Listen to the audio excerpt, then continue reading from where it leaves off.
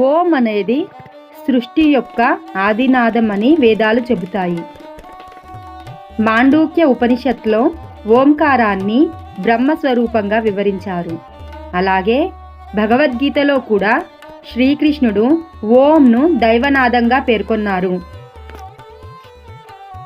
ప్రతి శ్వాసలో ప్రతి కణంలో ఉండే శక్తి ఓం. ఓం అనేది శాశ్వతమైన ఆరంభం లేని ధ్వని. దీన్ని అనాదు అంటారు. అంటే సృష్టికి ముందు నుంచి విశ్వంలో ఎప్పుడూ ఉందని అర్థం. ఓం అనేది కేవలం మంత్రం కాదు, ఇది ప్రతి ప్రాణంలో ఉన్న విశ్వధ్వని. శక్తిని ప్రేరేపించే అగ్నిలోని నెగిటివిటీని తొలగించేది. సరైన శ్వాస, సరైన ఉచ్చారణతో ఓం జపం చేస్తే మనస్సు ప్రశాంతమవుతుంది, శరీరం ఉల్లాసభరితమవుతుంది, ఆత్మ ప్రకాశిస్తుంది.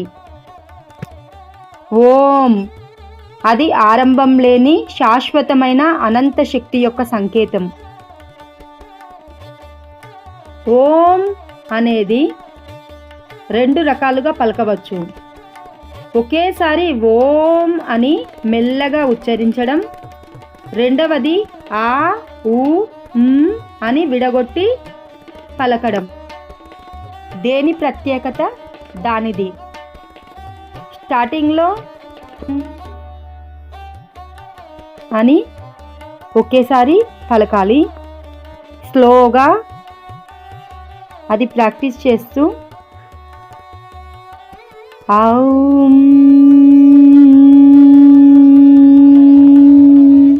అని ఇలా ఆ ఊ అని పదాలు కలిసేలా పలకాలి.